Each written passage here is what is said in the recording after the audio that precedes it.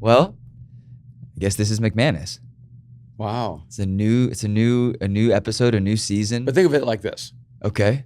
You've been battle ready for 6 years. Yes. But you've been McManus for 34 years. I have. So you've had more practice. It's only fitting. And it's actually crazy to think about, because the reason why we started the podcast was out of I felt like a hopeless moment, really trying to bring hope into a hopeless moment of you know, your last, I guess the couple books ago, The Last Arrow, fighting cancer. And then to think we've had 6 years of life together afterwards. It's amazing. It's amazing. And you look amazing, man. You're in the gym, you're doing all the things that you do, and you look phenomenal, you know? So you well, yesterday I cheated. I had some pizza. Did you? Oh, we had pizza together. Yeah. And I'm doing this 75 hard thing, but we were in a business meeting, and I was at the bank next door, and you were like, "Come over." They just opened up they just bought this pizza company. Yeah, what do you do when you're meeting with the owners of the pizza? You got to come by. You got to have pizza. You can't just say, "I'm sorry, I don't eat pasta or carbs." I was really new to the group. I don't really remember everyone's names, but they were amazing guys. And I popped over from the bank, and I was next door. I wasn't gonna not say hi. And immediately it's like, sit down, have a slice. What do you want? You want something to drink? You want a diet? You want a water? I'm like, it's like noon. Like, I don't eat like this at night, more or less eat like this in the middle of the day. And honestly, they made a giant, like 16-inch pepperoni and mushroom pizza. I only had one slice, and I desperately wanted to consume that entire pizza. Did you? Oh, I did. It looked so good. It really was so good. It really did look so. It really was amazing. It took incredible discipline on my part. Did it? Yeah. He went to grab me another slice, and I was like, man, I can't. I'm on this 75 hard thing. I can't do it. And they were super lovely people. It was amazing, and it was incredible, because they essentially, I think we're allowed to talk about this. They bought our local pizza spot.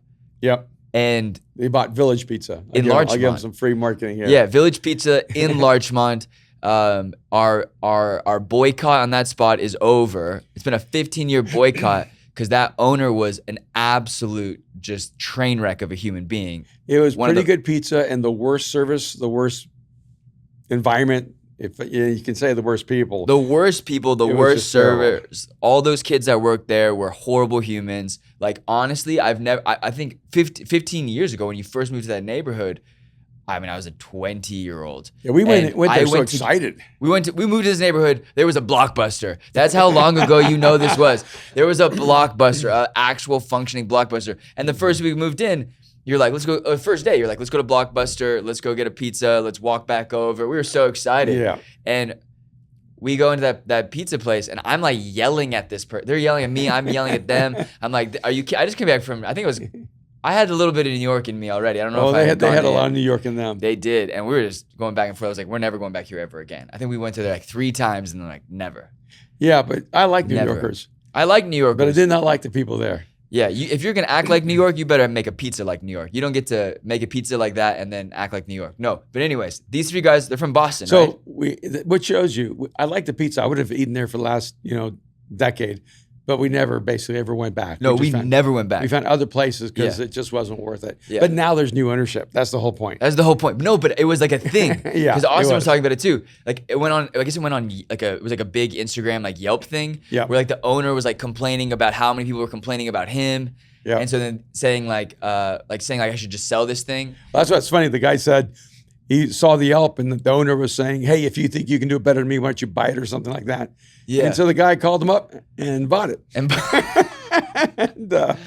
And these guys are movie producers, but they're from Boston and they love pizza. We won't go into more detail about them. No, just that. That's fine, right? But on another show, but we're gonna save that. Okay, but these are good guys. Yeah, great guys. Great guys. They were talking about the business, how they found the right GM, and like it's taken. They were like, we thought, we'll buy this little pizza spot, flip it, it'll be fine. Like turn it into something like really easy and family friendly and fun. And he's like, 3 GMs later, a year later, or like 8 months later, we finally figured this thing out. It's turning, it's a turn. The pizza was amazing. People are amazing. Everyone was kind. And it's a Boston, New York ownership group, which makes it just so epic. It's so sick. And these guys are sick. So I'm happy that we got a local spot now. I told him, I was like, I don't need that much pizza. I will come here. I will come here. I'll bring my friends. I'll order the pizzas for meetings. It'll be great. Yeah, and if I burn carbs like I did when I was 18, I'd eat pizza every single day. You did eat pizza every single day when you I were did. 18. Actually, it's true. You I worked in at a pizza place for about about 3.5 years through high school and after high school when I didn't go to college. And I literally would have a giant pizza every single night. That's so funny. I don't know how I could eat a giant pizza. And did you drink beer back then? We've never talked about this. There might have been a pitcher of beer involved every night. We've literally never talked about that. But I wasn't an alcoholic. I was thirsty. I was thirsty. It had to have been cheap beer too, because that was it was dark beer usually. I actually drank dark. And, but you don't drink anymore. No, but back then I just thought beer and pizza tasted phenomenally well together in combination. And it was free because I worked there, and I was poor, so everything free was fine. I was going to take as much as I could, and I never gained a pound. I weighed 155 pounds. Yeah, you were skinny back in the day. I look at pictures and I'm thinking to myself, how is it possible that I ate like an entire pizza and drank that bad, and I was in that good a shape? It's crazy. Yeah, we have some blessed genes. We have some blessed genes. Okay, those genes left me at about 40. You couldn't fit in those jeans anymore. I have George Foreman's jeans. Yes. Okay, but we actually do have some real things to talk about. Okay. Which one do you want to hit first? You want to hit? Oh, let's talk about. You want to talk about wisdom from dating? Wisdom from dating. Mm-hmm. So this is the first part of my episode, I guess. This is my conversation. So I'm dating someone. I'm in a dating relationship. I really love this person. I think she's a wonderful human being. It's been an absolute joy and pleasure to be in this relationship. The last few days have been absolutely excruciatingly miserable. Like, and this is not a. So are you the conduit or it's definitely my fault. It's definitely my fault. It is no. It's definitely my fault. But it's definitely my fault. But it takes two to tango, and so I would say that. And she says this phrase that is like infuriating to me. Well, like, I'm just giving you what you're giving me. I'm just giving back to you. And I was like, and I found my no. She sounds like Ukraine. You sound like Russia. No, she's worse. She's Israeli. Yeah. It doesn't take two to tango, but if one goes to war, the other one has to defend themselves. I will say this: I would never mess with Israel. Not that I ever would. I'm so like I love Israel, but I have like there's fear of God, and then there's the fear of people who love God. Or that God loves. And genuinely, she's so strong, so powerful, so smart, wonderful human, incredible person. But I've never been more afraid of someone in my life. And I was like, I love you, but I'm scared of you. But we basically, I hadn't really told you we were fighting. I hadn't really told you what we're fighting about. And I try to keep everything a little bit like, you're fighting with someone, you don't run to your parents and tell them that. You just kind of handle it like a man, And then I was so stressed yesterday that you were like, what is wrong with you? And I was like, we're fighting, we're fighting. Right. So. And I didn't need to know the situation because I know you. Yeah. So can I share the advice I gave you? Share the advice you gave me. You have a choice in relationships. Okay. And it's a pendulum between control and trust. Okay. When you don't trust someone, you try to control them. Okay. And when you trust someone, you don't need to control them. Right. And the problem is that a person can be incredibly trustworthy, and then you try to control them, and it actually makes them violate that trust because they feel too controlled. Yeah. And so what you have to work through in any relationship, because relationships are powerfully give and take, but you have to, one of the things you give, it's easier to say, I love you. It's much more difficult to go, I trust you. But love without trust doesn't fly. And because that creates control. And so when you have love, I love you, and you want that person in your life, but you don't have I trust you, then I'm going to try to control you because I don't want what I love to be out of my control. And so one of the things I just said is that the reality is that you cannot love without trust. Trust is the soil from which love grows. And when you say you love someone, but you don't trust them, then you try to control them. Mm. And they become psychologically more of a possession because you're trying to tell them how to live their life and what to do so that you can trust them. And one of the great challenges is if you've been hurt or betrayed and you've trusted people in the past, and so it's hard to trust, and all of a sudden you're in a relationship and you're following fast, you're feeling deep feelings, your love is moving faster than your trust, and that creates the space for conflict. And so what you need to do is, quote, not deepen your love, you need to deepen your trust. And that will release you from a need to control. And then when you don't control the other person, they're with you because they choose to be with you, but they're also not suffocating. The reason people suffocate in relationships is usually because the person is too controlling. And if you are in a genuinely trust relationship, love to love relationship, you don't need to be controlled. You're committed to the relationship and you still have oxygen to breathe. I'm just gonna go light myself on fire now. No, I think, I called you yesterday and you said that to me on the phone and I was like, I gotta go. And I called her immediately and was like, I am suffocating this entire thing from my lack of trust. And I have to stop controlling the situation. I have to trust you. I have to believe this is gonna be okay, and that some things are out of my control, and that's okay, and that I just have to trust and learn and listen. And it was good. I've been on my own for a while, and sometimes you especially in our world, so much of our world we dictate, and not as dictators, but we set up, we establish the culture, we establish the way we work together, we establish the conversations, we really get to bring in the people we love to work with. So then when you're in a relationship where you don't have that same level of authority or control, you have to earn the respect versus, not that we don't have to earn the respect, but, you hire someone, it's very different. You work for us. It's good. You work for us, versus she don't not work for me. I work for her. And and I'm learning a lot of lessons really quickly. But I do love this person, and I have to, and learning how to give up control and not spiral is one of those things, and I feel this, right? Because I don't know how to do that. So how do you establish a relinquishing of control? What are things that you can do? Well, one, you have to realize that if you demand control, what you're actually saying is, I don't need you to love me, I need you to obey me. Write that down. I'm gonna write that down. And so you're not looking for a reciprocal relationship of love. And so I think that's the first thing you have to realize is that the reason love works is that decisions are made freely. I choose you.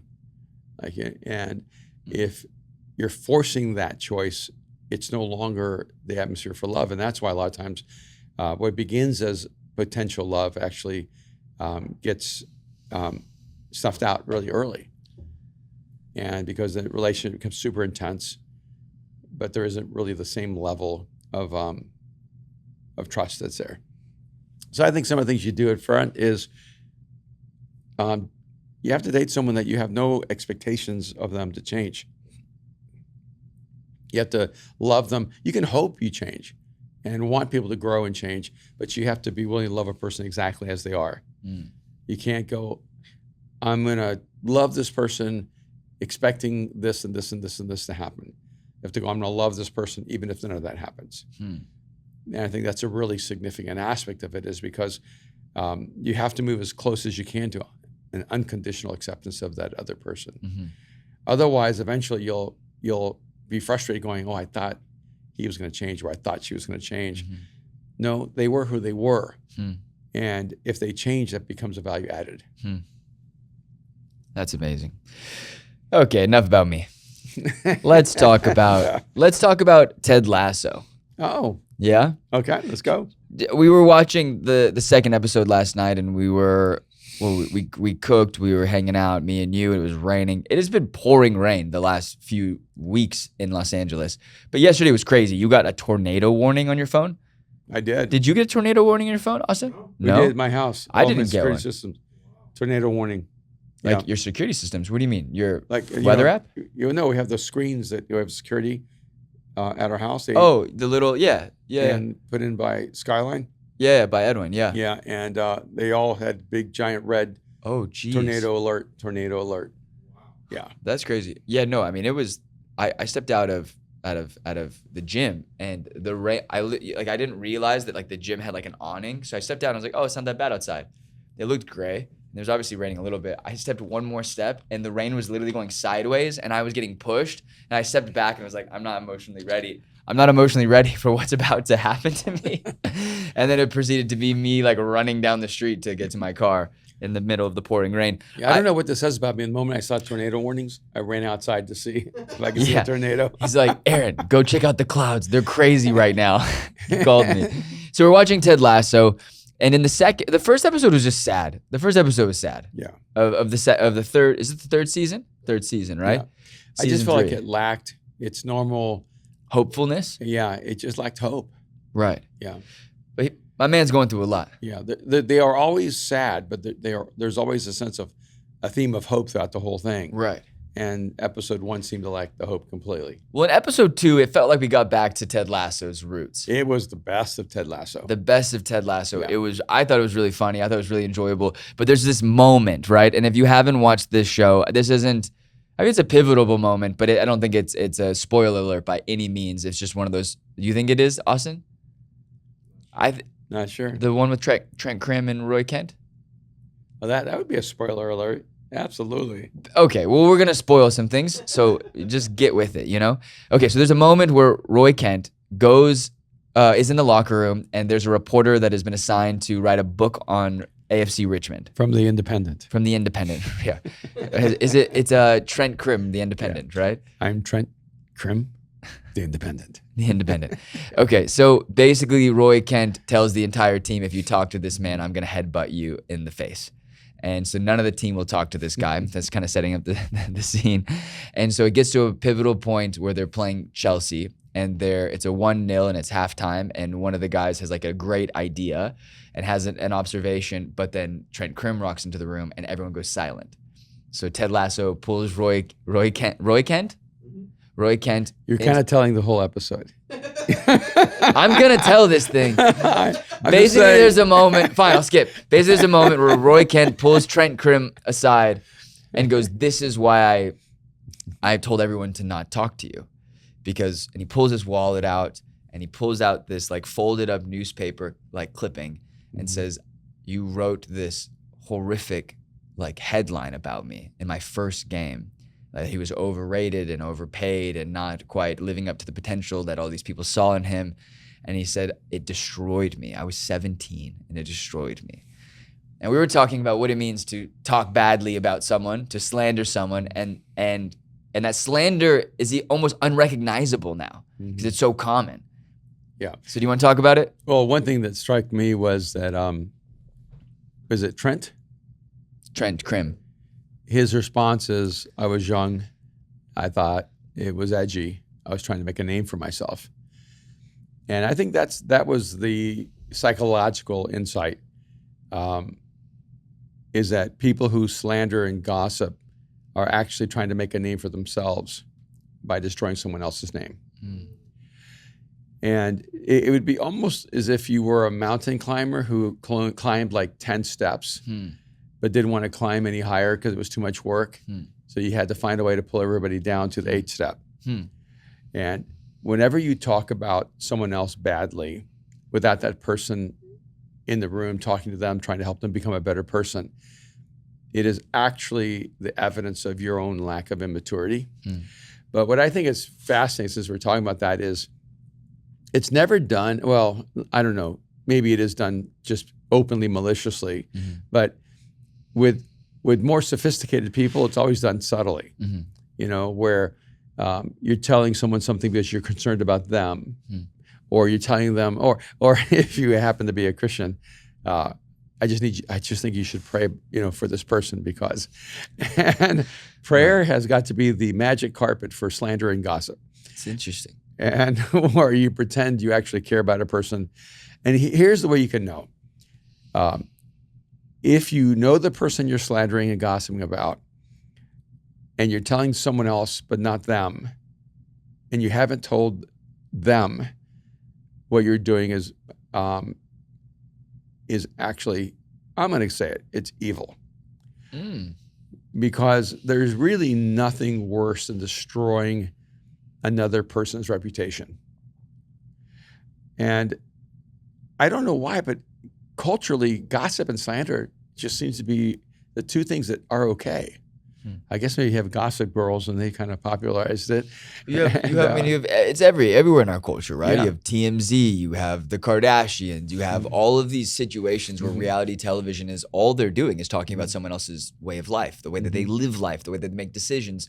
We have been duped as a culture into carrying what these 5 women or 4 women, I don't even know how many Kardashians there are, do every day. Yeah. And it's interesting. And they're great. They're not bad people. Yeah. I'm just saying, like, it's an interesting socio, dynamic or cultural dynamic that we are in culture, that we care so much what people wear, what people do, what makeup they use, like every little aspect of their life and the decisions they make, the way who they date and all of these things. And so like it makes sense that it has now infused itself into the way that we talk about each other. Right. But I have a question. Okay. Is it evil for me to like, hey, I don't think you're doing well. Like I run with these 2 guys and they're amazing. They're good friends of mine. But sometimes I'll ask like, hey, how's the other guy doing? Like, is he good? You feel like, is he good? And is that wrong of me to ask with I have no malintent. Like just, hey, is he all right? No. Asking about how someone else is doing, that's good. Okay. That's all good and well. It's when, let's say I go, hey, Aaron, I'm really worried about Austin because I don't know if Austin's really in this for the right reasons. And then when Austin comes in the room, I go, hey, bro, good to have you here. Love to have you on the team. And when you're 2 different people, when the person's there and when the person's not there, that's when it's a problem. I don't usually bring the Bible in, but I'm going to bring in something I think is interesting. I sent it to a friend. You actually always bring the Bible in? You just don't actually quote the Bible all the time. Okay. Well, this time I'm going to kind of quote the Bible. I don't have the exact, I just talked about it, but here's a little section about Judas, and I want to just highlight Judas? this. Oh, we're going to Judas. No, because there's a brilliant psychological mirror here. It says, but one of his disciples, Judas Iscariot, who was later to betray him, objected. Why wasn't this perfume sold and the money given to the poor? It was worth a year's wages. Then John goes on to say, he did not say this because he cared about the poor, but because he was a thief. As keeper of the money bag, he used to help himself to what was put in.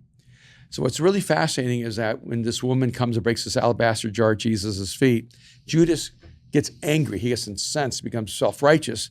Why has this money been wasted? It could have been given to the poor. And the moment someone indicts someone else for their generosity or indicts them in that, they're usually hiding their own personal darkness.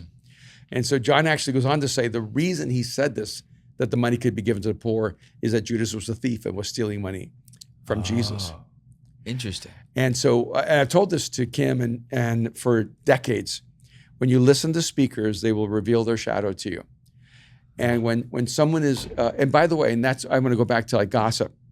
When someone talks about someone else, it's usually their shadow. Whatever they're accusing the other person of, it's what they're hiding for themselves.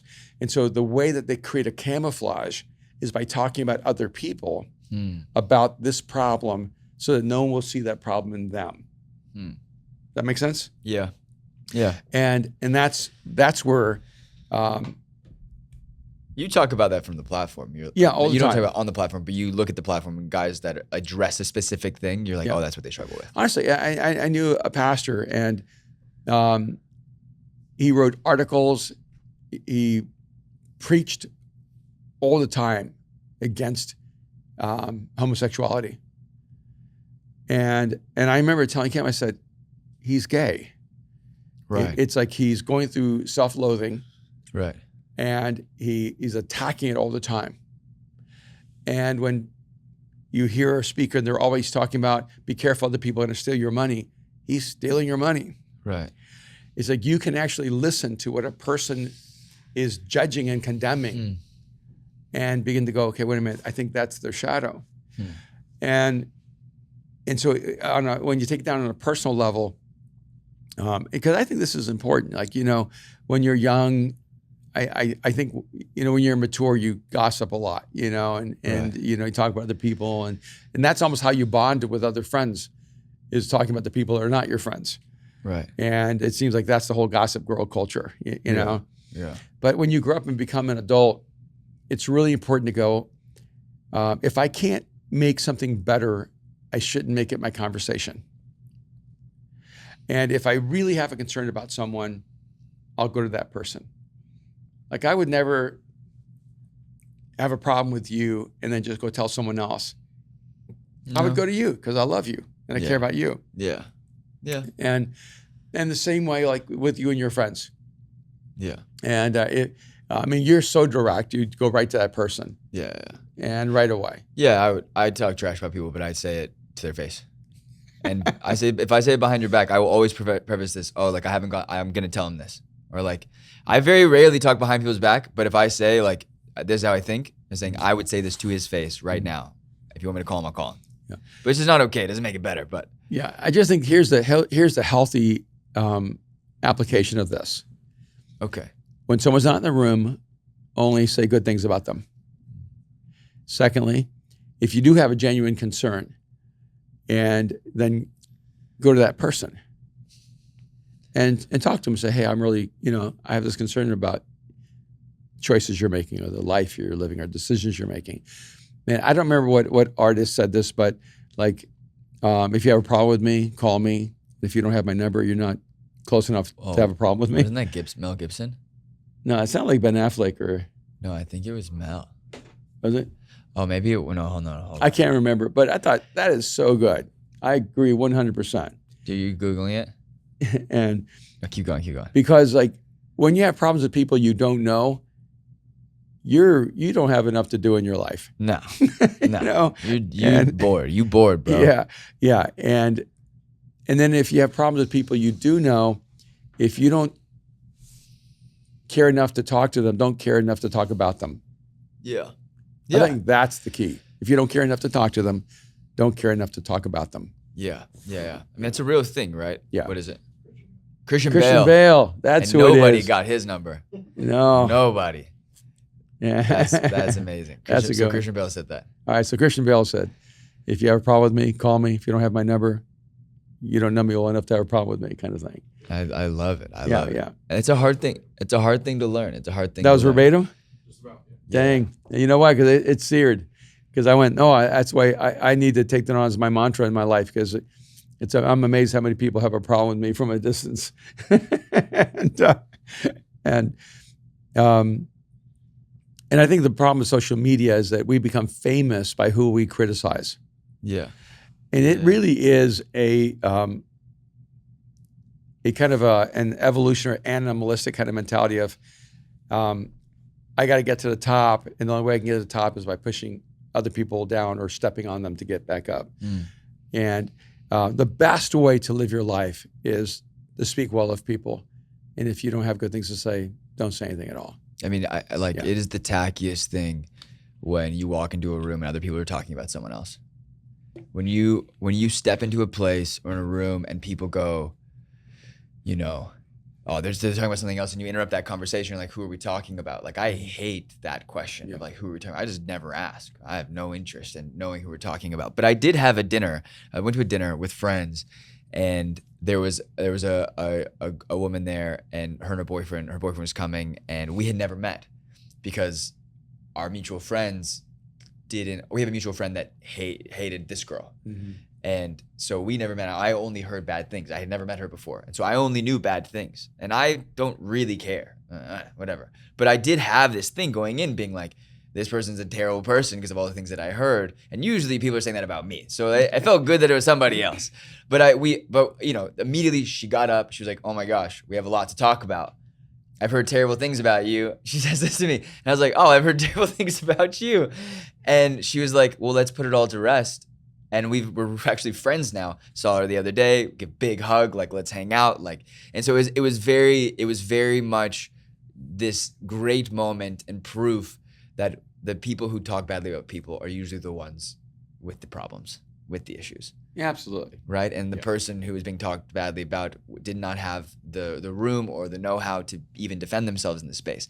Also, don't feel like you need to defend yourself. If people talk badly about you, those people don't need to know you and don't know you. Mm-hmm. And if they do know you and say things, maybe they're not talking badly about you. Maybe they're speaking into your life, right? Yeah. And there's a huge difference between people who speak into each other's lives and people who talk badly about each other. But the difference is they speak into your life, not around your life, right? And so with that said, don't gossip, don't slander, and don't be Judas. So don't be a hoe. Well, no, I think a great point of self-reflection is, imagine if Judas could have realized, the reason I'm pretending I care about this money going to the poor is because I'm a thief. I need to fix this in my life. So maybe do some reverse engineering. Look at everything you critique and criticize and ask yourself, oh my goodness, is this me? And if you can fix it inside of you, you'll see the world differently. Can we talk about one other thing? Okay, sure. Let's move on. Yesterday was a very successful day for me. Yes, it was. I made a good amount of money yesterday. Well done. And I was absolutely miserable. It was kind of one of the worst days of my life. In fact, I went to celebrate with you opening up one of your company accounts. And you were so miserable, I just, you finally said, why don't you just leave?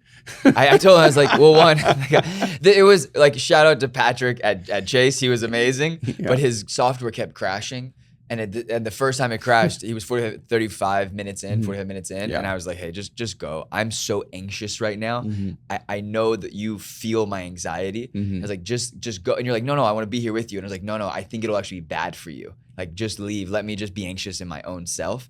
And I called you later and I said, it's crazy. Money, success does not make you happier. Which I've told you all along. Right. And I told you, I was like, this is gonna be the best day. I'm so excited. And what did you tell me? Do you remember? No, I don't. Oh, you just said, money and success will never make you happy. Yeah. It will never bring you happiness. Your life that you build will bring you happiness. The things you care about, your generosity, your kindness, your patience.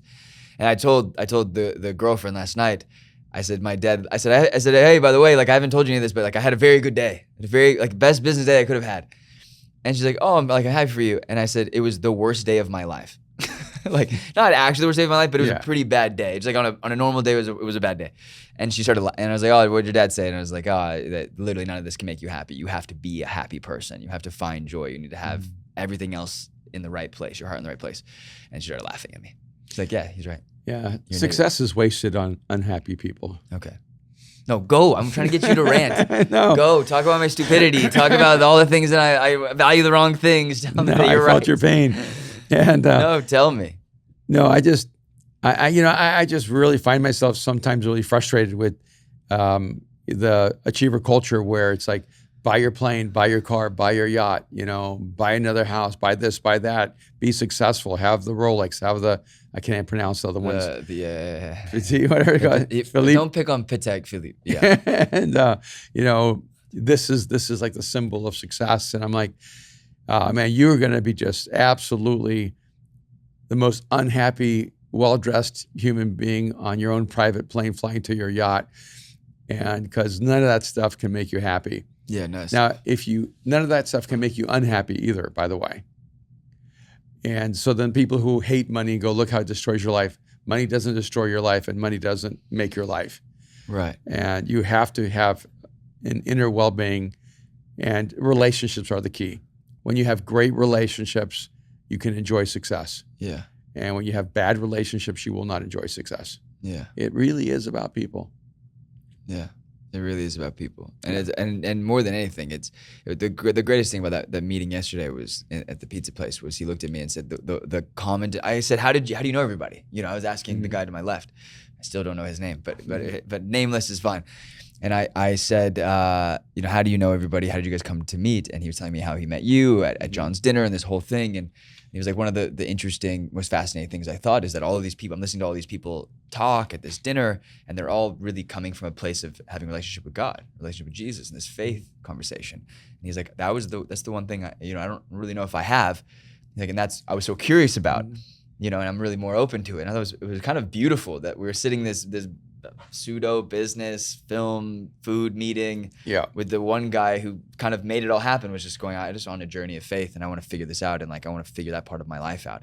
I thought it was really beautiful. Yeah, that was an interesting thing. This Scott was like, I explained to his friends, I'm at this birthday party for a guy named John Gordon, and everybody's talking about God. Everybody's like, all these huge players, all these incredibly influential people, right? And one after another just kept talking about how God has changed their life, and I kept thinking, like, I'd like to know more about that. Yeah. And so that's why he actually contacted me. That's why we're going to get lunch, but the lunch got overtaken by a film or TV opportunity and business opportunities. And so we ended up having an hour and a half conversation. That was awesome. And he never said a word. He walked me to my car and he goes, hey, I just wanted to walk you to the car and say, hey, I'm sorry we didn't get to talk. He goes, I really do want to talk about God. And so we're getting together Sunday morning early for coffee. But I thought it was incredible that he, after that great business meeting, he still comes out and goes, I still would love to talk to you about God. Yeah. And that's it's exciting to me when guys that are significant in their fields and aspirational to other people are talking about their relationship with Jesus. Yeah. And it's an incredible thing. And we got in the car this morning and I this is the inner dialogue that I was having, was like, I'm thinking about how I can spend this money or invest this money or what I can do next with this money. And I was like, no, the first thing I need to be thinking about is how I give this money back to God. Mm-hmm. Like, I need to tithe and sacrificially give on my earnings or my business development. And it's a humbling thing.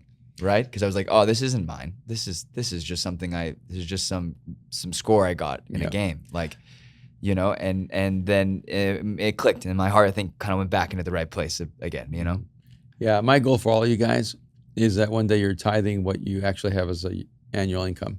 Right. Yeah. And that you're able just to keep being generous and being generous and being generous.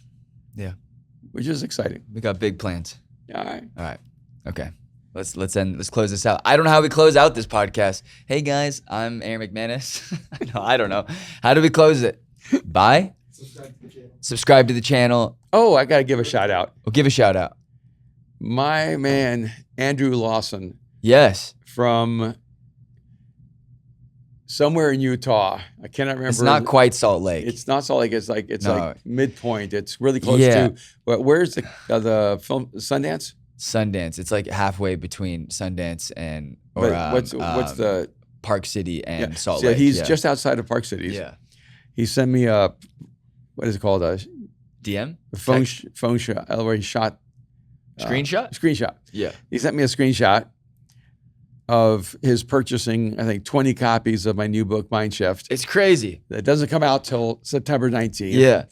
And he texts me, goes, I'm buying them all for my executive team at my company. We're getting a lot more in the future. So, Andrew, thank you so much for making the first bulk purchase. I know, right? We're going to do something special with people who order in bulk. But Carlos just posted about it as well. He just put an emoji where the book cover should be. There is no book cover there yet. There's no book cover yet. And like people were just posting it and tagging us. Did we tell people to do it last week?